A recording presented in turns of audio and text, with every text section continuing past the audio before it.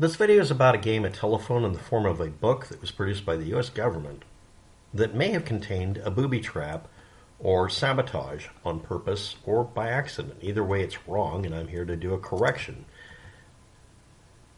Good Lord. This is a book that's as old as I am, so, oh my God, I feel old. You know that feeling when you look at time and say, stop it? If you don't, fine. I guess you're special and you don't have that experience. Seriously, you young people piss me off. So here we go.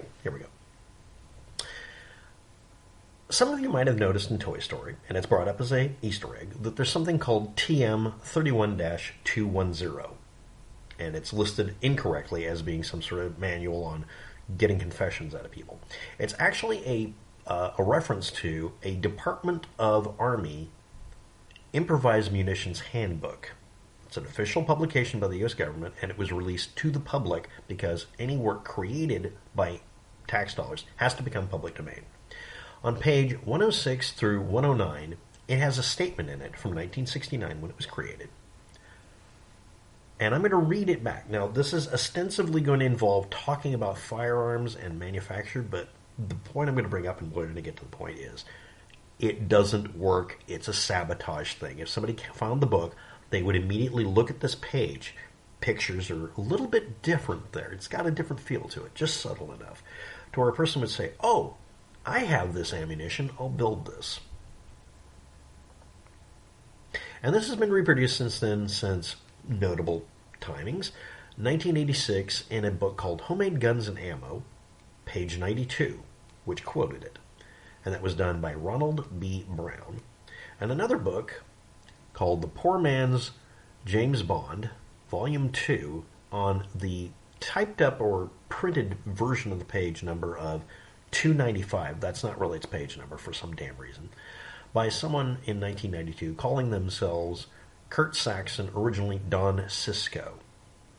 Some of these individuals may or may not have very problematic belief systems, but they were the intended audience for this particular error, so we'll go for it.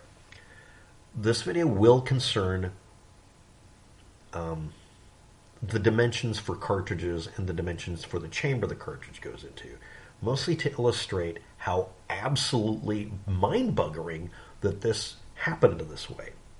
And it'll include below in the description some basically thumbnail sketch style sentences to tell you what would work and was left out.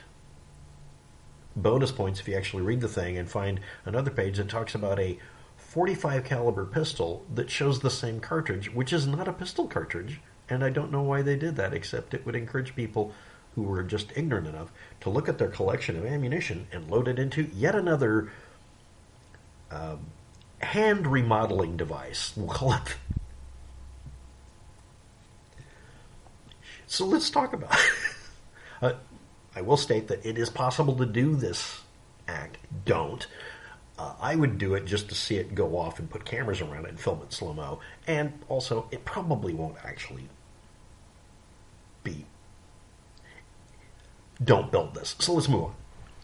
We're talking about the 308 versus 7.62 cartridge. 7.62 by 51 millimeter, otherwise known as NATO's 30 caliber cartridge.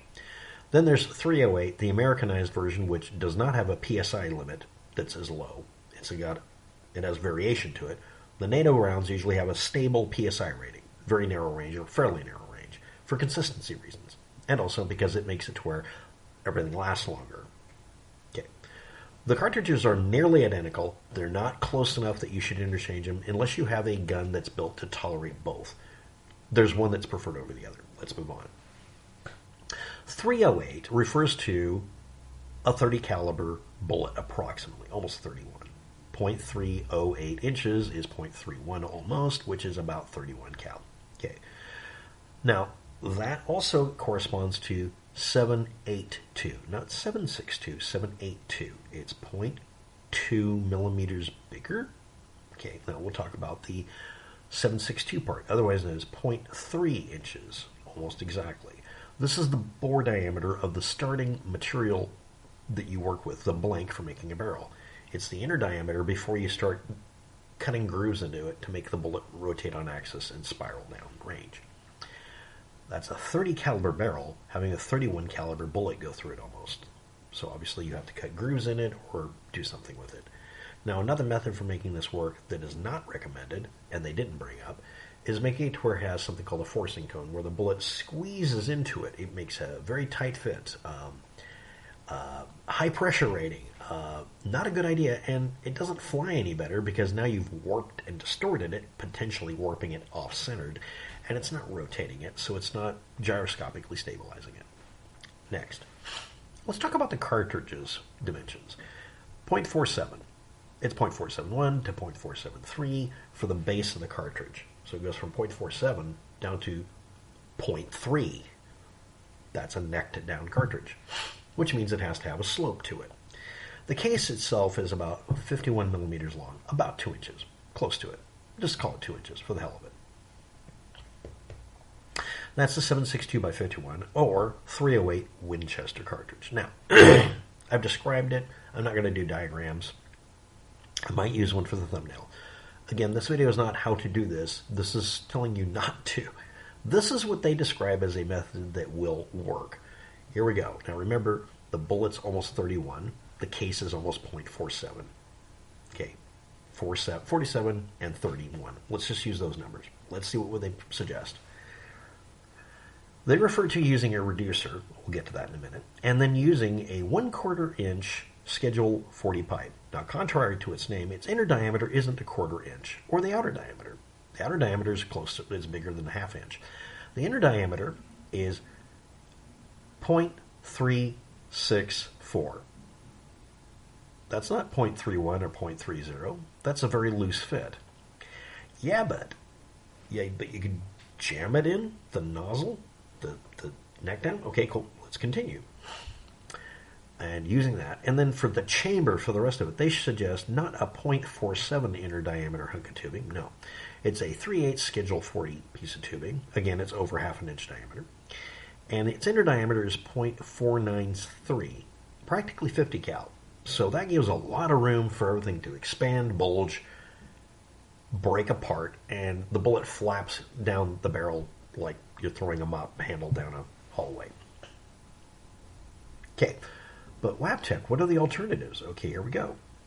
1/4 inch Schedule 80, it's almost like they made a typo, has the same outer diameter, so you can use the same fitting, the same reducer. The reducers and tubing things all grip on the outside of the pipe, which is the least important dimension for the objects here.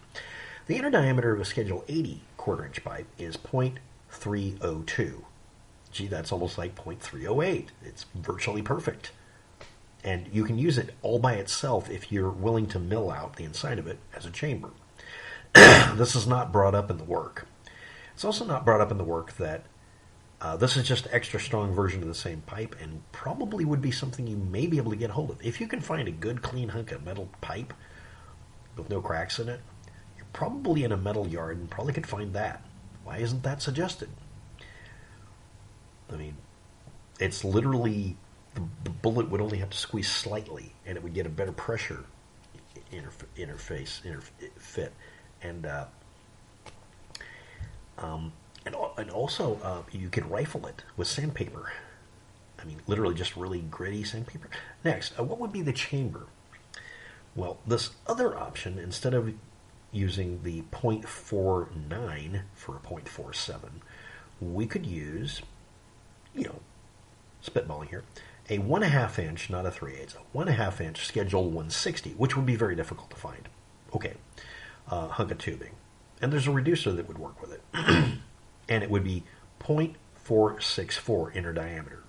You'd have to drill it out to get the cartridge to fit, but it would have literally no expansion room, so it wouldn't split the cartridge and it wouldn't blow up. And that would be a chamber. And you would then use a 11 millimeter commonly occurring metric drill or 15/32 drill to get it to about 0.469, noise, and then sand it, literally just sand it a little bit to get the cartridge to jam fit. And that would hold all the blue and it wouldn't blow up.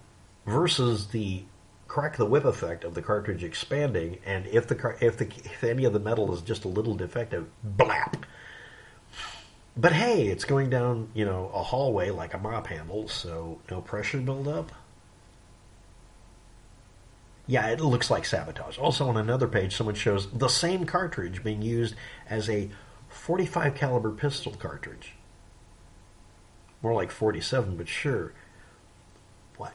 Okay, instead of just showing a 45 Colt or a 45 ACP cartridge, they show the same diagram as if you could jam it in, because technically the .47 inch base is very similar to the .47 or .48 base for some pistol cartridges that are called 45. Also for some shotgun shells, 410.